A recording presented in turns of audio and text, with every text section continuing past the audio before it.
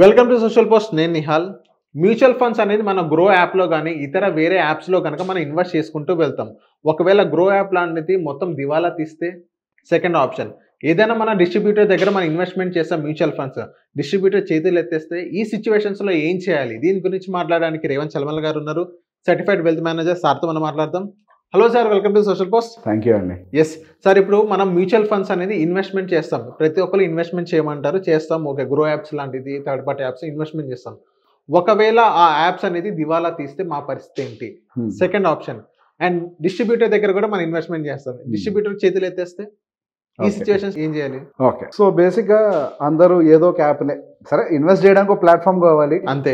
అది గ్రో అవ్వచ్చు, ఈటీ మనీ అవ్వచ్చు, జీరోదా బై కాయిన్ అవ్వచ్చు, పేటిఎం అవ్వచ్చు, ఫోన్పే అవ్వచ్చు, XYZ అవ్వచ్చు, ఏదన్నా కానివ్వండి. లేకపోతే రేవంత్ చలమల దగ్గర ఇన్వెస్ట్మెంట్ పెట్టచ్చు, లేకపోతే ఇంకొక డిస్ట్రిబ్యూటర్ దగ్గర ఇన్వెస్ట్మెంట్ పెట్టచ్చు.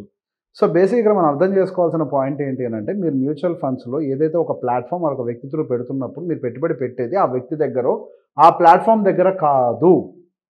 ఫస్ట్ ఈ విషయం అర్థం చేసుకోవాలి.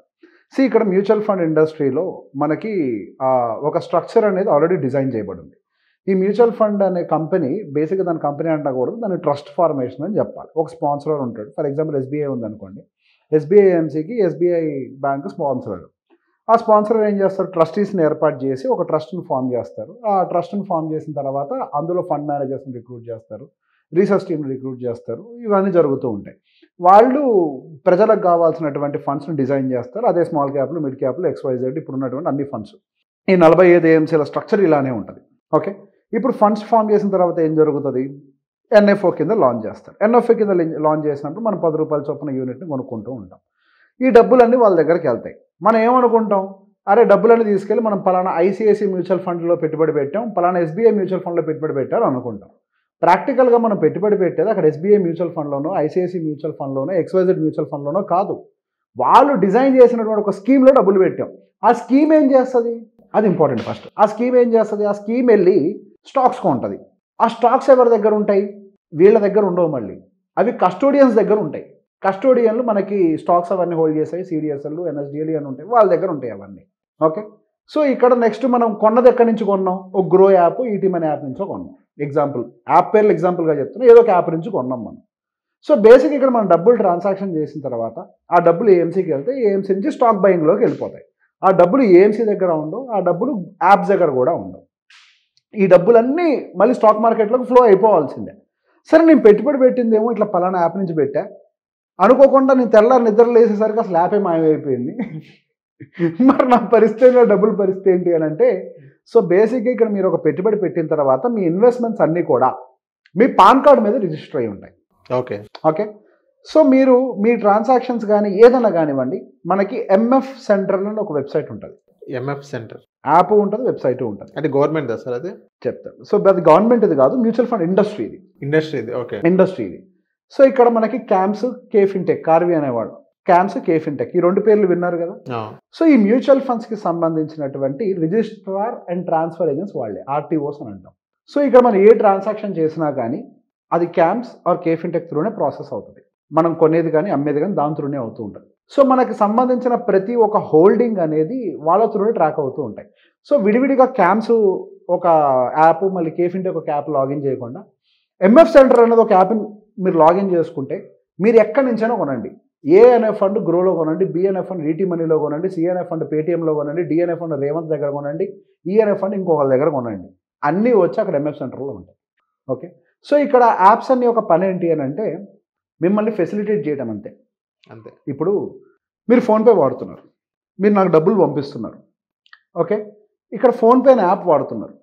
మీ డబ్బులు ఫోన్పే అనే యాప్లో ఉన్నాయా, లేకపోతే బ్యాంక్ అకౌంట్లో ఉన్నాయా? బ్యాంక్ అకౌంట్లో. ఇప్పుడు మీరు పంపినప్పుడు UPI చేశారు కదా, అది నా ఫోన్పే యాప్లోకి వస్తుంది, నా బ్యాంక్ అకౌంట్లోకి పోద్దా? Bank account. ఇక్కడ ఫోన్పే పని ఏంటి?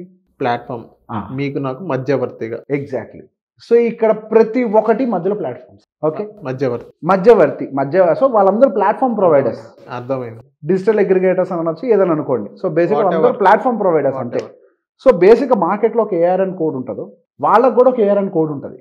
ప్రతి ఒక్క యాప్కి ఒక ARN కోడ్. యాప్కి కాదు, అది ఆ సంస్థకి, యాప్ అనకూడదు కానీ సంస్థ, అదొక ఆర్గనైజేషన్. సో దానికి కూడా ఒక ARN కోడ్ ఉంటుంది. సో మీరు పెట్టేటువంటి ఇన్వెస్ట్మెంట్స్ వాళ్ళ త్రూ నుంచి వచ్చాయి అని చెప్పేసి అది నోటిఫై చేస్తుంది క్లియర్గా. పలానా దాని త్రూ వచ్చారు వాళ్ళు అని చెప్పేసి నోటిఫై చేస్తారు. సో బేసిక్ ఇక్కడ ఒకటి ఉన్నా పోయినా అసలు మీరు పెట్టేటువంటి ఇన్వెస్ట్మెంట్స్ అసలు యాప్స్లో ఉండవు. అవి ఇప్పుడు డిస్ట్రిబ్యూటర్ పాయింట్లోకి వచ్చామనుకోండి, సెబీ ఒక గైడ్లైన్ ప్రకారం డిస్ట్రిబ్యూటర్ త్రూ ₹1 ట్రాన్సాక్షన్ కూడా జరగకూడదు. సో ఐదర్ ఆ డిస్ట్రిబ్యూటర్ డైరెక్ట్గా ఏఎంసీతో ఎంపానల్ అయిపోయి ఏఎంసీ వెబ్సైట్ నుంచి ట్రాన్సాక్షన్ చేయాలి, లేదా బిఎస్సి, ఎన్ఎస్సి, ఎంఎఫ్యూ అని 3 ఉంటాయి మనకి. బిఎస్సి, ఎన్ఎస్సి అందరికీ తెలుసు. ఎంఎఫ్యూ అంటే మ్యూచువల్ ఫండ్ ఇండస్ట్రీలో ఉన్నటువంటి ఏఎంసీలు అన్ని కలిపి స్థాపించాయి ఎక్స్చేంజ్ ప్లాట్ఫామ్. అది ఈ 3 ఏదో ఒక దాన్ని ఎంచుకుంటారు. నేను బిఎస్సిని ఎంచుకున్నాను. దాని త్రూనే క్లయింట్ని ఆన్బోర్డ్ చేయించుకొని దాని త్రూనే ట్రాన్సాక్షన్స్ అని ఇనిషియేట్ చేయాలి. సో దాంట్లో అక్కడ డబ్బుల్ని ట్రాన్స్ఫర్ చేయడానికి వాడేటువంటి పేమెంట్ గేట్వే ఉంటుంది కదా, ఆ payment gateway Indian clearing corporation. ఈ పేరు గూగుల్లో కొట్టినా అర్థమవుతుంది. Indian clearing corporation will take up the responsibility of settling money in the industry. Okay, so మీ డబ్బులు డిస్ట్రిబ్యూటర్ త్రూ పోవు. ఇండియన్ క్లీరింగ్ కార్పొరేషన్ నుంచి ఏఎంసీలకు వెళ్ళిపోతాయి డబ్బులు. ఏఎంసీల నుంచి ఎక్కడికి వెళ్తాయి? స్టాక్ బయింగ్లోకి వెళ్తాయి. ఆ స్టాక్స్ ఎక్కడ ఉంటాయి? కస్టోడియన్ దగ్గర ఉంటాయి. సో ఇక్కడ ఏఎంసీ పాత్ర కానీ లేకపోతే ఇక్కడ ఆ యాప్ కానీ డిస్ట్రిబ్యూటర్ కానీ పాత్ర కానీ ఏమైనా ఉందా? లేదు. వీళ్ళిద్దరు పోతే ఏమవుద్ది? ఏఎంసీ పోయినా కస్టోడియన్ దగ్గర కదా స్టాక్స్ ఉంది.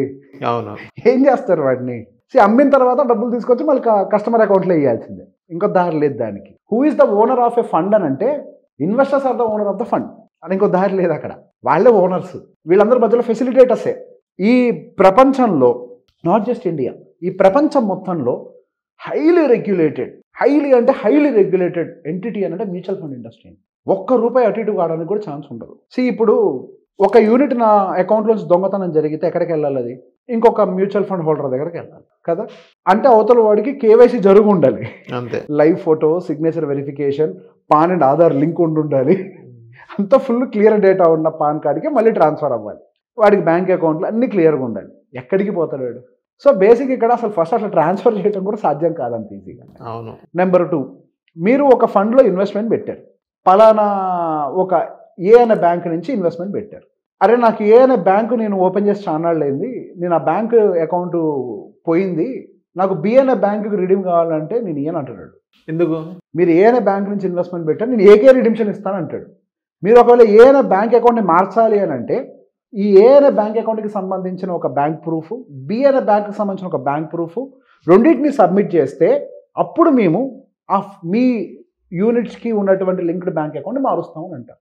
సో దానికి కూడా చాలా పెద్ద ప్రాసెస్ ఉంటుంది. మీ యొక్క డబ్బులు రిడీమ్ కొట్టినా అవి ఎక్కడికి పోవు, తిరిగి వచ్చి మీ బ్యాంక్ అకౌంట్లో పడాల్సిందే. మ్యూచువల్ ఫండ్లో ఫండ్గా దొంగతనం జరగడం అనేది జరగదు. యూనిట్లు దొంగతనం జరగవు. అయితే రిడీమ్ కొట్టిన తర్వాత మీ బ్యాంక్ అకౌంట్ హ్యాక్ అయితే పోవచ్చేమది నాకు తెలియదు, అది మీ బాధ్యత. బట్ ఫండ్గా మిస్ అవ్వడం అనేది జరగదు. Okay, usually. So MF central is a centralised unit for you. You can change your nominee, you can change your address, you can change your bank account, you can sell and you can also buy. అందులో నుంచే డైరెక్ట్గా యాప్స్తో సంబంధం లేకుండా. So అట్లా అని చెప్పి దాని నుంచి కొనమని నేను చెప్పాను. కాకపోతే అందులో జస్ట్ ట్రాన్సాక్షన్ కనపడుతుంది, ఎటువంటి అనాలిసిస్లు కానీ ఏమీ కనపడవు. అది రిజిస్టర్ అంతే. ఆ ఫండ్ నువ్వు కొన్న, ఈ ఫండ్ నువ్వు అమ్మేసాం అని డేటా ఉంటుంది అక్కడ అంతే. సో బేసిక్గా అది చూసుకోవడానికి అయితే సో నేను ప్రతి ఇన్వెస్టర్కి చెప్తాను, మానిటరింగ్కి ప్రతి ఇన్వెస్టర్కి చెప్తా. మేము ఇచ్చే దాంట్లో మీకు ఎట్లా కనిపిస్తుందో doesn't matter. MF central install చేసుకోండి. ఎంఎఫ్ సెంట్రల్లో కరెక్ట్ ఉందా, ఇక అదే ఫైనల్, అంతే. దాని లెక్కన ఎవడు మార్చలేడు. ఓకే, సో ఈ యాప్స్లు ఇవన్నీ కూడా జస్ట్ మనకు ఒక ఫెసిలిటేటర్లు అంతే, ఒక టెక్నాలజీ అంతే. ఇప్పుడు ఎస్బీఐ బ్యాంక్ యాప్ ఉందండి, యాప్లో డబ్బులు ఉంటాయా, బ్యాంక్ అకౌంట్లో డబ్బులు ఉంటాయా? అకౌంట్లో ఉంటాయి డబ్బులు. ఇవన్నీ యాప్స్, డిజిటల్ ఇవన్నీ కూడా మన ఫెసిలిటేటర్లు అంతే. సో బేసిక్గా మనకి ఇక్కడ యాప్ పోయినా, డిస్ట్రిబ్యూటర్ పోయినా, మీరు పెట్టే ఫండ్స్ డిస్ట్రిబ్యూటర్ అన్ని ఫస్ట్ ఇక్కడ మ్యూచువల్ ఫండ్ ఇండస్ట్రీలో అన్ని ఇన్వెస్టర్ కంట్రోల్లో ఉంటాయి. ఆయన సెల్ అంటేనే సెల్, బై అంటేనే బై, అంతే. ఎవ్వరేమీ చేయలేరు, దీన్ని ఎవ్వరూ మార్చలేరు. ఇక్కడ ఇన్వెస్టర్లు అందరూ సెల్ కొట్టకుండా ఏఎంసీ వాడు స్టాక్స్ అమ్మలేడు. ఏఎంసీ పని పెట్టుబడి పెట్టుడే, ఖాళీ కూర్చోవడం కాదు వాళ్ళ పని. ఇన్వెస్ట్మెంట్లు పెట్టాల్సిందే. సెబీ రెగ్యులేషన్ ప్రకారం ఎంతెంత పర్సెంటేజ్ ఈక్విటీలో అంత పర్సెంటేజ్ పెట్టేయాల్సిందే. వాళ్ళు ఏమీ చేయలేరు. ఇంకా ఇక్కడ ఇన్వెస్టర్ డిసైడ్ చేస్తాడు నేను సెల్ కొట్టాలా, బై కొట్టాలా అని. సో ఏ యాప్, ఏ ఏఎంసీ ఇన్వెస్టర్ డబ్బులు తీసుకుని ఎక్కడికి పోదు. Okay, so thank you sir మా సోషల్ పోస్ట్ వచ్చినందుకు. Most welcome.